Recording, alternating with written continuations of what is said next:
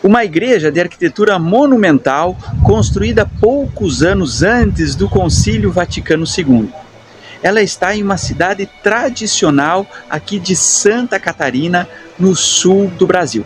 Ela é pensada e projetada entre os anos 1952 e 1958 por dois arquitetos de origem alemã. Você sabe me dizer de qual igreja eu estou falando? Pois é, este é o quadro Que Igreja é Essa? Aqui do canal Comunidades Católicas.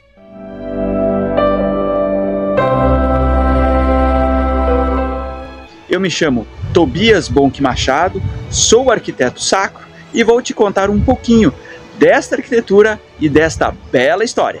Pois é, eu estou falando da Igreja Matriz atual Catedral São Paulo Apóstolo, aqui da cidade de Blumenau, em Santa Catarina. Pois bem, o projeto e a obra são organizados a partir de 1952, mas efetivamente iniciado a partir de 1953, sendo a construção concluída em 1958. E depois, em 1963, que é edificada a sua torre junto com a escadaria aqui na parte frontal da igreja. Este projeto é feito por nada mais, nada menos que Gottfried Bohm e Dominicus Bohm.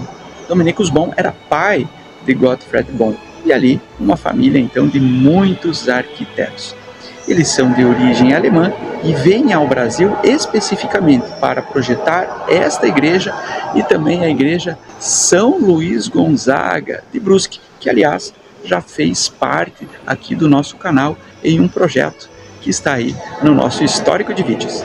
E eles projetam esta igreja aqui em Blumenau, inspirados em um estilo que vem lá do gótico e também do neogótico, só que em uma concepção moderna. A planta desta igreja segue uma concepção tradicional, ou seja, uma nave central, a nave lateral direita e nave lateral esquerda, tendo ao fundo de quem entra a formação do presbitério. Porém, a linguagem artística, arquitetônica deste edifício é embelezada pela esbeltez das suas colunas, ou seja, são colunas de pouco diâmetro, mas muito altas, esguias, tocando este teto, onde a concepção destes arcos, que lembram um gótico, um neogótico, perfazem pequenas ogivas, que então descansam, sobre estas colunas. Esta igreja é construída nos anos 1950. E aí no Brasil nós vivíamos um momento de transição de uma arquitetura autoportante para o uso de concreto armado. Portanto, esta igreja de alguma forma protagoniza esta época. E aqui nós temos a solução com o uso de concreto armado colocado em excelência, de forma que os revestimentos, os materiais remontam então este período. Olha pessoal, e uma das riquezas no projeto desta arquitetura é justamente a composição dos seus materiais.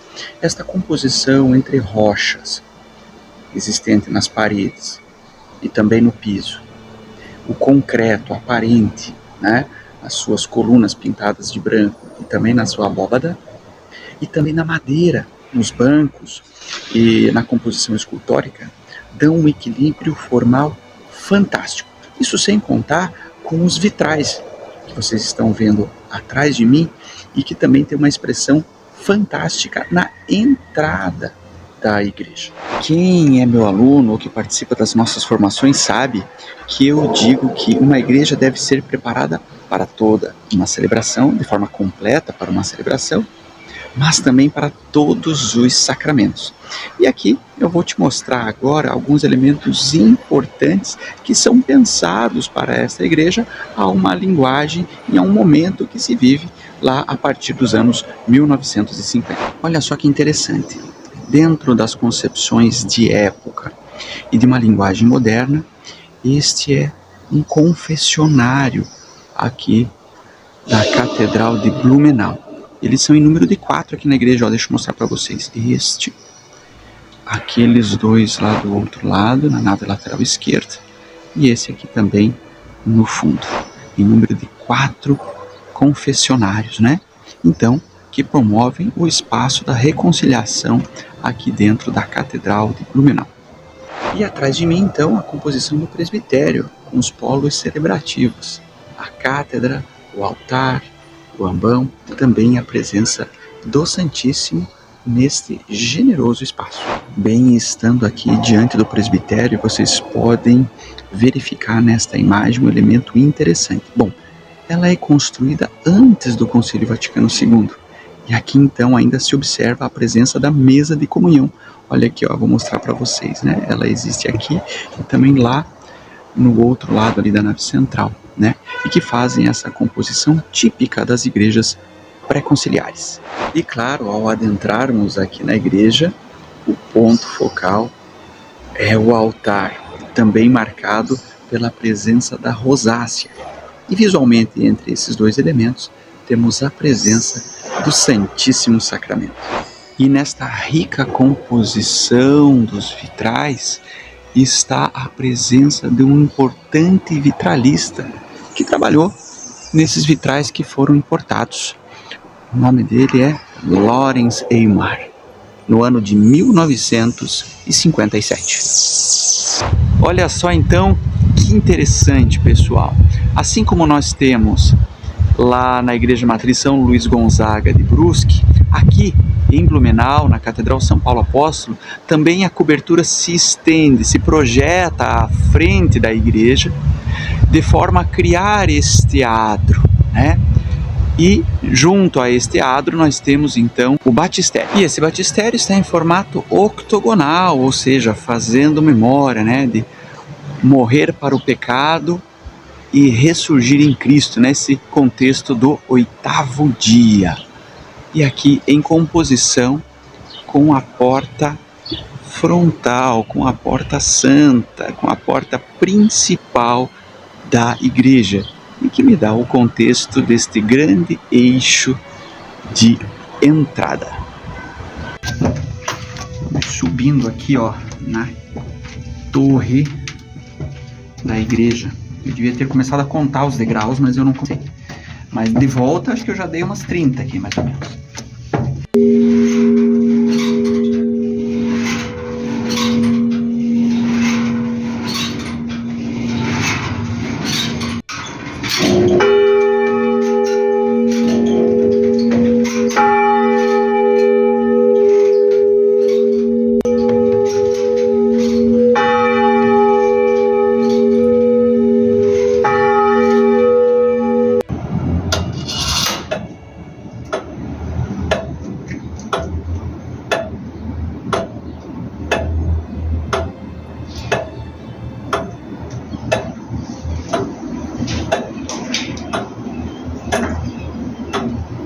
Padre Marcelo, depois de 133 degraus de concreto, mais uns, pelo menos mais uns 15 a 20 ali de escada de madeira, estamos aqui no alto da torre.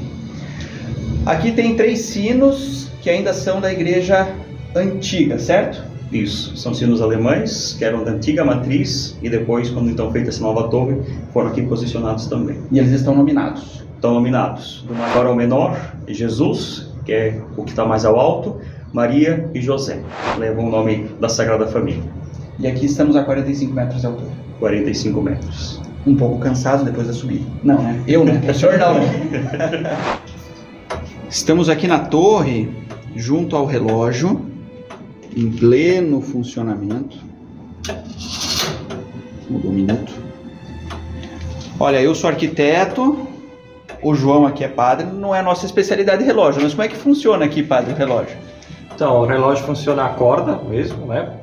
O pêndulo vai até o pé da torre da Catedral de Blumenau. A torre tem 45 metros.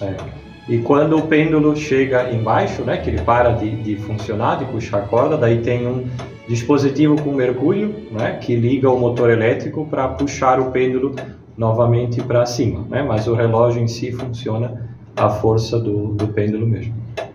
Original e muito bem preservado. Tá lindo, lindo, lindo mesmo. Muito bem, então eu estou aqui com o padre Marcelo, pároco aqui da catedral, e com o padre João Humberto, vigário.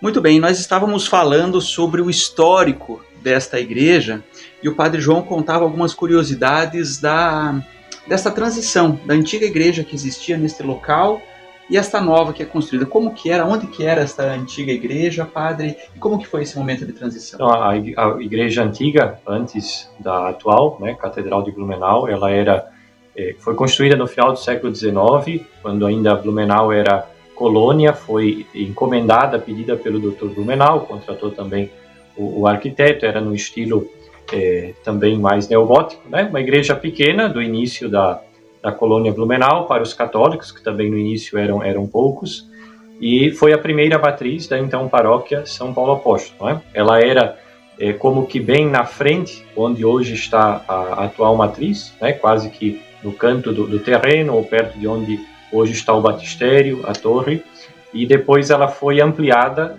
nos anos 20, né?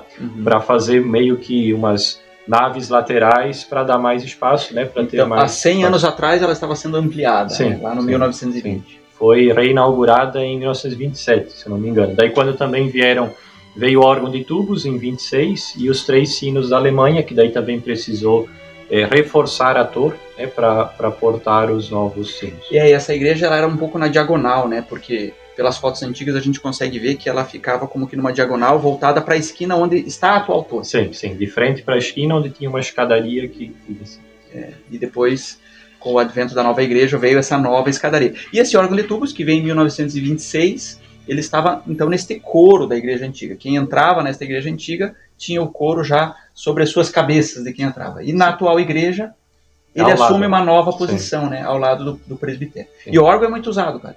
Sim, quase todos os finais de semana, né, pelo menos uma das missas, temos vários músicos, organistas, né, que numa das 4 missas de domingo, às vezes até mais do que uma, o órgão é usado sim, e ajuda muito, né, na solenidade, né, a oração das santas missas, graças a Deus. E o senhor falava que esse órgão, ele está ainda na sua originalidade. Sim, ele é pneumático, né, funciona somente a vento, né, não há nenhum meio eletrônico, a não ser o motor que enche o fole de ar, né, e daí todos os cuidados, a manutenção contínua, né, que precisa ter, sim, quase que semanalmente, mensalmente, porque são materiais, né, a madeira, o couro, depois também os metais dos tubos, que tudo trabalha muito com a temperatura, a umidade, né?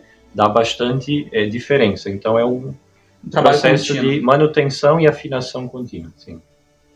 Padre Marcelo, me conte, essa igreja atual, esta catedral, ela é uma perfeita joia da arquitetura também, né? Qual que é a responsabilidade de um pároco cuidar de uma preciosidade como essa? A responsabilidade é essa mesmo, a gente manter essa estrutura, que estamos aí 66 anos, que ela foi inaugurada, dedicada, e preservarmos esta riqueza, como colocava, que ela tem. Mesmo que seja um aspecto, hoje ela é de pedras, então a pedra não exige tanto nesse cuidado, nesse sentido, mas preservar toda a originalidade dela. Ela tem bastante vitrais também, e até recentemente então tivemos alguma atenção com alguns lugares, tem outros que ainda precisa também, mas o vitral vai trabalhando muito, o chumbo, tinha uma parte de vidros que ali tinha, que eles estavam totalmente já abertos, estourados, então esse é um dos aspectos que precisa. Ela passou por uma adequação daquela que era original em 2010, com uma intervenção de Cláudio Pastro, porque em 2000 foi elevada então a diocese, catedral, e aí então, no segundo bispo, que era Dom José Negri, em contato com Cláudio Pastro, fez essa adequação litúrgica dela também, né? Mas esta responsabilidade de a gente motivar todo o povo, felizmente a catedral é verdadeiramente um lugar de muita afluência de fiéis, é um marco para toda a nossa cidade, não só aquilo que são os nossos paroquianos, mas em toda a cidade e em toda a região. E o povo vem, então a gente tem essa preocupação sempre de mantê-la bem, para que seja sempre acolhedora, esse lugar de encontro com Deus. E ela leva-nos, né? Nosso bispo Dom Rafael sempre diz, é uma igreja que convida-nos também à oração, ajuda-nos nesse aspecto. Eu desejo que seja esse o espaço celebrativo mesmo, né? Então, cuidar sempre com essa harmonia também. Não, isso que o senhor falou é verdade. Eu estive gravando agora nessa parte da manhã e quantas pessoas eu percebi que se achegavam na catedral. Então, é uma catedral extremamente movimentada. Realmente, ela atrai né? Quantas pessoas entravam para fazer a sua oração? Então, as pessoas passam, entram, depois seguem o seu dia, né? Isso. Realmente ela é uma catedral muito visitada, é uma bela igreja. Não preciso nem dizer, né? Nem fazer o convite para você, para estar aqui conhecendo essa bela, bela igreja. Muito bem, eu agradeço por estarmos juntos neste vídeo. E se você gostou, por favor, curta e compartilhe este vídeo. Vamos difundir as belezas da nossa igreja. Muito obrigado e até o próximo vídeo.